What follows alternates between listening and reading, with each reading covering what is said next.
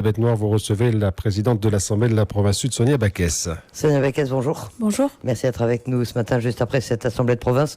Une Assemblée de province un peu particulière, Gilles le disait. Elle se tenait en mode confiné. Vous nous rappelez les dispositions que vous avez prises et les raisons pour lesquelles vous avez néanmoins rassemblé l'Assemblée de province? Alors les raisons, parce qu'en fait les deux textes que nous avons passés sont des textes qui sont nécessaires à la gestion de la crise, et sur le plan économique et sur le plan sanitaire. Ensuite les mesures, bien évidemment, nous avons désinfecté l'ensemble de l'hémicycle avant d'arriver, et nous avons imposé une distance de sécurité entre chacune des personnes présentes d'1 mètre, de manière à respecter les gestes barrières, et chacun a joué le jeu.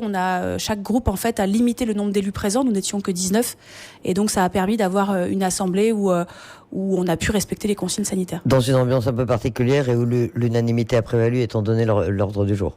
Oui, alors c'est vrai que j'ai salué l'ensemble des groupes. On a voté les deux textes à l'unanimité. Les groupes, je crois que chacun a pris conscience de la gravité de la crise que nous connaissons. Et c'est vrai qu'il n'y a pas eu du tout de polémique ce matin. Tout le monde a participé au débat. Il y a eu des ajustements, des amendements par les uns et par les autres, et vraiment dans une ambiance très constructive. Alors, 2 délibérations adoptées ce matin. La première, c'est un plan d'urgence de soutien aux entreprises de la province sud. Un plan de 500 millions. Il était vraiment très attendu. Ça va suffire? Non, c'est un début. Non, ça va clairement pas suffire. Au moment où nous avons débloqué cette enveloppe de 500 millions, on voyait la crise arriver, mais elle était surtout sur les entreprises de tourisme, qui ont été les premières touchées par la crise, puis les bars et les restaurants. Et c'est vrai qu'aujourd'hui, c'est toutes les entreprises qui sont touchées. Donc c'est vrai que cette enveloppe, c'est une première enveloppe, c'est quand même une enveloppe significative. On a fait le choix d'abandonner ce qui était prévu dans le budget participatif pour le mettre sur cette crise, mais on n'y arrivera pas avec cette seule enveloppe. On a déjà, en 36 heures, on a eu 700 dossiers qui ont été déposés. Donc je vous laisse faire le ratio. On n'aura clairement pas la capacité d'aider tout le monde avec ces premiers 500 millions. On va devoir faire deux travaux. D'abord, identifier à l'intérieur de notre budget ce qui est non urgent, et si finalement on va pouvoir remplacer pour permettre à la machine économique de ne pas complètement s'effondrer avec cette crise sanitaire. Et d'autre part, travailler avec l'État, parce que là, on voit bien les limites des budgets de la Nouvelle-Calédonie, que ce soit la Nouvelle-Calédonie, la province. On ne pourra pas s'en sortir tout seul. La France nous a déjà affirmé sa volonté d'être, à ce qu'on participe à la solidarité nationale. Donc c'est une bonne nouvelle. Alors 700 dossiers déjà, donc les gens sont quand même informés, ou en tout cas ils attendaient cette délibération. Mais qui peut en bénéficier? Que doivent-ils faire, et combien de dossiers vous attendez au pire? Alors, combien de dossiers on attend, je suis incapable de vous répondre. 700 dossiers en 36 heures, je me dis qu'à un moment donné, ça va s'arrêter, mais quand, je ne sais pas. À qui c'est destiné? Aux entreprises, aux patentés, aux associations qui sont en difficulté pour payer leurs salariés. L'idée, c'est que, compte tenu de l'enveloppe d'une part, et compte tenu des plafonds d'autre part, on va aider en priorité les plus petites entreprises. Il est clair que, par exemple, si on prend la situation d'Aircalin, donner même 10 millions à Aircalin, ce serait une goutte d'eau dans l'océan, compte tenu de la situation catastrophique qu'ils vont connaître. Donc l'idée vraiment, et le rôle de la province sud, c'est de venir en complément de la Nouvelle-Calédonie et des aides qui vont être apportées par l'État pour aider les plus petits. Je pense par exemple aux patentés. Les patentés aujourd'hui nous disent comment on fait pour payer l'électricité, comment on fait pour payer le loyer, comment on fait pour payer le salarié. Ils sont vraiment dans une situation d'urgence absolue où la fin de mois arrive et où ils savent pas comment faire. Donc l'idée vraiment, c'est que on soit le plus réactif possible, qu'on attribue ces aides le plus vite possible, et ensuite qu'on voit avec les banques pour qu'il y ait des facilités, pour que le temps que l'aide arrive, les entreprises puissent survivre et garder la tête hors de l'eau. Sur un plan pratique, elles font comment, les entreprises qui sont dans le besoin, qui veulent déposer un dossier? C'est par Internet? Elles doivent se rendre à la province? Non, surtout, elles ne se rendent pas à la province. On est en confinement, je le rappelle, donc il n'y a certainement pas de déplacement. Tout a été mis en place pour que l'ensemble du dispositif puisse fonctionner de manière dématérialisée. Donc il y a un formulaire sur le site de la province sud, www.province-sud.nc. Donc le formulaire est accessible, tous les documents peuvent être envoyés en ligne, et ensuite les interlocuteurs de la direction du développement économique de la province vont soit appeler, soit avoir des échanges par mail avec les entreprises qui se sont positionnées pour avoir l'ensemble des éléments et répondre au plus vite. Alors 500 millions, on le disait, c'est relativement peu étant donné les besoins, mais tout de même, comment la province, qui était déjà pas dans une situation extraordinaire sur un plan financier, comment vous avez pu les dégager? Alors, on a fait un choix, c'est qu'on avait voté au budget 2020 un nouveau système de budget participatif. C'est-à-dire que les Calédoniens devaient faire part de leurs idées, de ce qu'ils voulaient faire pour améliorer la situation de la province, dans tous les domaines. Et ensuite, il devait y avoir une sélection de projets qui ensuite étaient portés par la province à hauteur de 500 millions. On a considéré que cette idée reste bonne, mais que dans la situation de crise dans laquelle on est, elle était moins prioritaire. Et donc, les 500 millions qui étaient au départ alloués pour ce budget participatif ont été réfléchis sur la gestion de la crise en immédiat. Mais encore une fois, ça suffira pas et on devra voir à réfléchir d'autres dépenses. Alors l'État a annoncé qu'il allait verser les dotations aux provinces de façon anticipée. C'est une bouffée d'oxygène. Vous allez également l'utiliser pour ça ou vraiment c'est consacré à d'autres dépenses et d'autres besoins? Alors c'est fait. L'État a été extrêmement réactif. Moi j'ai appelé le haut-commissaire pour lui faire part de la difficulté vendredi et lundi le virement était fait. Donc vraiment une grande réactivité de l'État. On a déjà l'argent sur les comptes de la province. Là, on est sur de la gestion de l'urgence, c'est-à-dire que concrètement, si les entreprises sont plus en capacité de payer les échéances fiscales, par exemple, la Nouvelle-Calédonie va se retrouver elle-même en difficulté, donc va devoir prioriser le paiement de ses propres contraintes et risque de se retrouver en difficulté pour payer, dans le cadre de la clé de répartition, ce qu'elle doit aux uns et aux autres. Et nous, on risque d'être en difficulté pour payer nos salaires et pour payer les engagements qui sont obligatoires. C'est-à-dire que quand on a des travaux qui sont engagés avec une entreprise, il faut qu'on paye l'entreprise parce qu'on ne va pas rajouter de la crise à la crise en ne payant pas ce qu'on doit aux uns et aux autres. Donc là, les 4,7 milliards, puisque c'est 4,7 milliards qui ont été versés par l'État, alors il n'y a rien de nouveau, c'est pas 4,7 milliards en plus, c'est 4,7 milliards qui étaient dus, mais qui sont en général versés plutôt en juin, qui ont été avancés en mars, de manière à nous permettre de continuer à payer nos salaires et de continuer à payer ce qui est obligatoire. Alors vous le disiez, vous le rappeliez, les collectivités calédoniennes, le gouvernement, les provinces ont demandé 56 milliards à l'État. Cette somme, elle a été établie, comment on sait que les besoins sont énormes, mais 56 milliards, c'est quand même une forte somme à l'échelle de la Nouvelle-Calédonie. On l'a mesuré aux besoins qui vont exister sur l'ensemble du territoire ? Oui, alors il y a un travail très précis qui a été fait par Christopher Gigès notamment, qui est en charge de la cellule économique qu'a mis en place Thierry Santa dans le cadre de la gestion de la crise. Cette cellule, en fait, a identifié, alors c'est toujours pareil, on est dans l'urgence, mais de manière la plus précise possible, ce qu'on pense qui va arriver comme difficulté. Qu'est-ce qui va arriver comme difficulté ? Certaines entreprises et certains particuliers vont pas pouvoir payer leurs échéances fiscales. Donc comment on fait pour compenser finalement le problématique de trésorerie de la Nouvelle-Calédonie quand les uns et les autres vont pas payer leurs impôts tout simplement, parce que c'est les impôts qui derrière permettent à la Nouvelle-Calédonie de continuer à fonctionner. Idem, ils vont pas avoir les moyens peut-être de payer certaines charges sociales. Donc la CAFAT, qui vous le savez est quand même dans une situation extrêmement tendue en termes de trésorerie, va se retrouver en difficulté aussi. Donc ça a été identifié. Le chômage partiel, on va avoir tout un tas d'entreprises qui vont devoir mettre leurs salariés en chômage partiel. En métropole, il y a un dispositif qui a été mis en place pour permettre de maintenir 84% des salaires des personnes qui sont en chômage partiel. Donc l'idée, c'est aussi de mettre en place ça en Nouvelle-Calédonie. Il y a une aide exceptionnelle qui est mise en place pour les petites entreprises en métropole. L'idée, c'est de voir comment on la met en place ici. Et puis après, on a des très grosses structures qui vont être dans des difficultés insupportables. Je pense à Air Calin, j'en ai parlé tout à l'heure, mais je pense aux grands hôtels qui aujourd'hui sont vides. C'est des dizaines et des centaines de millions qui sont fermés. Le Méridien, c'est 50 millions de chiffre d'affaires par mois. Donc ça veut dire que potentiellement, c'est des choses ça va très très vite. Et je pense très sincèrement que 56 milliards, ça a été fait, mais j'espère que ce sera suffisant. Peut-être que ça ne le sera pas. Mais la crise, elle est mondiale et la France, elle aussi, est dans de grosses difficultés économiques. Vous pensez que l'État va être sensible à cette demande-là ? Il a été très rapide pour les dotations anticipées. Pour une somme comme celle-là, vous avez bon espoir ? Vous avez déjà des contacts ou des retours malgré la situation de crise que tout le monde connaît ?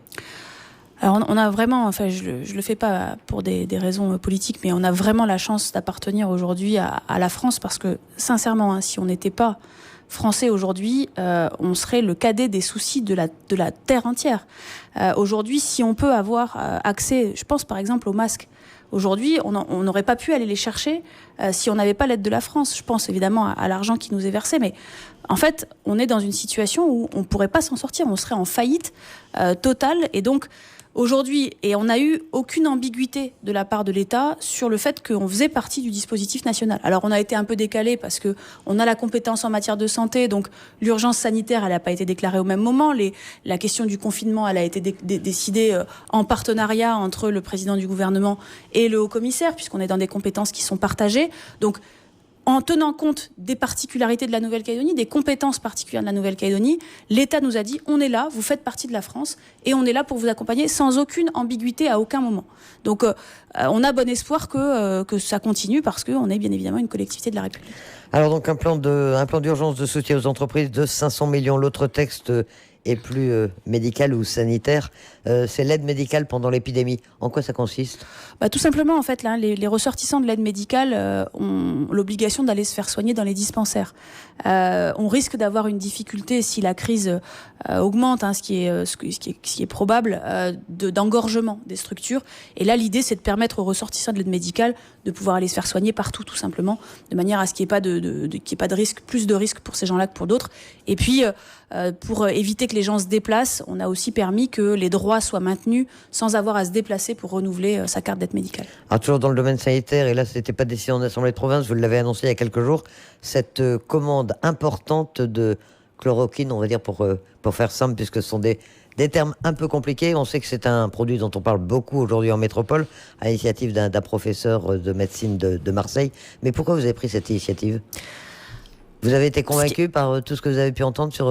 Alors, je suis pas médecin, moi, donc j'ai pas la légitimité de me positionner pour savoir si c'est bien ou si c'est pas bien. Je regarde comme vous ce qui se passe et ce qui est fait dans un certain nombre d'établissements hospitaliers. Aujourd'hui, la chloroquine est utilisée au CHU de Marseille, mais aussi à Nice, je crois, et puis à la Pitié-Salpêtrière, je crois, depuis aujourd'hui. Donc, on a de plus en plus d'établissements hospitaliers qui font le choix de l'utiliser. Je suppose que s'ils le font, c'est pas par hasard. Et surtout, quand même, on est loin. On est loin en Nouvelle-Calédonie. On a des temps d'acheminement, on a des temps de réaction qui sont plus longs. Et quand la France va avoir décidé à l'échelle globale de dire OK, feu pour la chloroquine, il n'y en aura plus sur le marché. Et à ce moment-là, nous, si on n'a pas anticipé, on sera en train de pleurer pour avoir nos quelques centaines de boîtes et ça va être compliqué. Donc, j'ai souhaité effectivement qu'on anticipe, qu'on ait un stock et de manière à ce que, au moment où la décision sera prise, aujourd'hui elle est prise de traiter par la chloroquine les cas les plus graves dans les établissements hospitaliers, mais la question se pose puisqu'il y a un test qui est en cours à l'échelle nationale pour savoir si on peut continuer à en prescrire au niveau des médecins libéraux. Je rappelle qu'en Nouvelle-Calédonie, les médecins libéraux en ont prescrit. Ils en prescrivent depuis plusieurs semaines. C'est ce qui fait que le stock est vide aujourd'hui. C'est-à-dire que les médecins, aujourd'hui, en Nouvelle-Calédonie, en ont prescrit à chaque fois qu'on leur a demandé parce qu'ils considèrent, pour la grande majorité, que c'est le bon traitement et que c'est ce qu'il faut faire. Et c'est un médicament qu'on connaît bien sur le territoire. Oui, c'est un médicament que beaucoup de Calédoniens ont pris parce qu'effectivement, quand on se déplaçait avant au Vanuatu, par exemple, on devait le prendre. Et les autorités médicales localement, elles ont réagi comment ? Elles ont été surprises ? Elles ont approuvé votre démarche ? Elles sont prêtes à le prescrire ou c'est encore trop tôt ? Alors, nous, on a travaillé avec nos services médicaux puisque la province a un service de santé puisqu'on a un certain nombre de dispensaires partout sur le territoire de la province.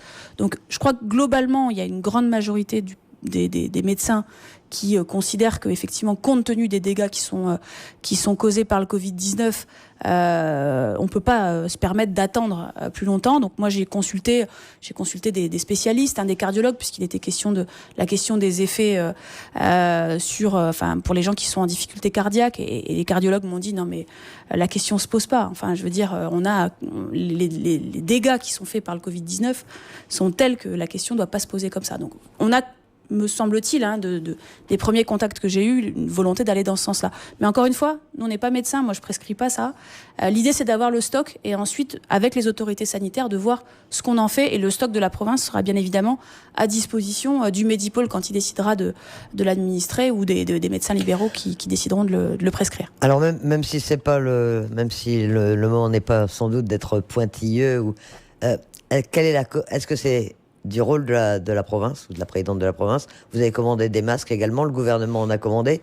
Est-ce qu'il y a une coordination entre les institutions ou est-ce que chacun fait un peu ce qu'il veut et prend les initiatives qu'il juge bonnes pour l'instant? Non, on est tous les jours, on est en réunion de crise sous la présidence de Thierry Santa tous les soirs. Donc les initiatives qui sont prises par les uns et par les autres sont faites de manière coordonnée. Moi, la chloroquine, ça fait plusieurs jours que j'en parlais, les masques aussi, puisque je pense que là aussi, il y a un besoin d'anticipation participation. On a des personnels soignants. Alors, la province, là, on n'a pas de problème de compétences. La province a des dispensaires, donc des soignants qui ont besoin de masques, des EHPAD avec des personnels qui ont besoin de masques, des personnels enseignants qui gardent des enfants de soignants et qui donc nous demandent des masques. Donc on a clairement une compétence qui est partagée. Enfin, faut pas voir ça comme une concurrence, faut voir ça comme une complémentarité. On est complémentaires. La province peut parfois avoir plus de réactivité parce que son fonctionnement est différent que la Nouvelle-Calédonie, mais on fait les choses de manière concertée. Alors, question délicate, mais comment voyez-vous l'évolution de la situation? Est-ce que vous êtes extrêmement inquiète? On peut penser par ailleurs que la Calédonie a eu la chance, entre guillemets, d'être touchée très en retard et donc d'avoir pu prendre un certain nombre de dispositions. Vous pensez qu'on peut être raisonnablement confiant aujourd'hui ou vraiment il y a une inquiétude qui est justifiée? Je pense que cette épidémie, elle est gravissime à l'échelle du monde, donc faut pas négliger les effets sur la Nouvelle-Calédonie. On voit, encore une fois, dans tous les pays qui ont joué le jeu des gestes barrières, de la protection, du civisme, du respect du confinement, que on arrive à juguler, à traiter l'épidémie de manière à être en capacité de la traiter au niveau sanitaire. Et les décisions qui ont été prises conjointement par le président du gouvernement et par le haut-commissaire ont été les bonnes décisions au bon moment. C'est-à-dire que dès qu'on a eu le premier cas importé, on a mis en place un système d'autoconfinement puis de confinement dans les hôtels des personnes qui arrivaient. Dès qu'on a eu le premier cas local, on est en confinement large. Les décisions étaient prises au bon moment. On voit bien que quand ça a dans les pays où ça a trop tardé, en France métropolitaine et en Italie, en fait, quand on attend trop pour déclarer le confinement un peu général, eh bien, on a une explosion des cas parce que comme on a un temps qui est assez long entre la contamination et les premiers symptômes, on a une explosion du nombre de cas. Je pense qu'on a pris les bonnes décisions au bon moment. Donc, à mon sens, on a la capacité, non pas de ne pas être touché, parce que ça ne s'arrêtera pas à 14 cas, il ne faut pas se leurrer, mais d'être en capacité de gérer le pic de la crise sanitaire. Ce qu'il faut, c'est éviter de se retrouver dans la situation dans laquelle s'est retrouvée par exemple l'Italie, avec pas assez de lits de réa, et finalement l'obligation de choisir les patients qu'on soigne ou pas, quoi. Et c'est exactement ce à quoi on veut pas arriver, c'est-à-dire ce qu'on veut, c'est pouvoir réussir à soigner, à traiter tous les gens qui seront malades. Alors on parle pas beaucoup de politique ces derniers temps, on parle plutôt de santé, de sanitaire, mais il y a quand même des réalités, le report du second tour des municipales, la perspective du référendum qui est prévu le 6 septembre. Ça fait beaucoup d'incertitudes sur un plan politique. Est-ce qu'il y a des pistes? Est-ce qu'on y réfléchit? Est-ce qu'on pense qu'il va falloir tout remettre à plat? Comment est-ce que vous voyez ça, vous, comme responsable politique? Alors, ça fait une semaine qu'on a réellement accéléré, cette crise s'est accélérée en Nouvelle-Calédonie. Et je pense que personne n'est capable réellement d'imaginer comment et quand on va en sortir. On ne sait pas dans quel état va être la Nouvelle-Calédonie à la sortie, on ne sait pas comment on va être touché. Et je pense que, il faudra se poser les questions tous ensemble, l'ensemble des responsables politiques, de savoir comment on se relève collectivement de ça. Je l'ai dit ce matin, on a eu une grande unité dans les décisions qui ont été prises. J'espère que de manière unie, on prendra les bonnes décisions pour savoir est-ce qu'on a besoin encore de se rajouter des sujets de tension alors qu'on viendra de sortir d'une épreuve dure, parce que forcément elle sera dure. Je pense qu'il faudra qu'on se réunisse, les responsables politiques, assez rapidement quand les choses iront mieux, pour savoir comment on prépare la suite et comment on donne un peu d'air aux Calédoniens et un peu de visibilité. Mais en attendant, c'est donc l'union sacrée qui doit prévaloir, on l'a bien compris. Et puis les consignes, les gestes de sécurité, restez chez vous. On le répète une fois encore. Merci Sarah Baketa d'avoir accepté notre invitation.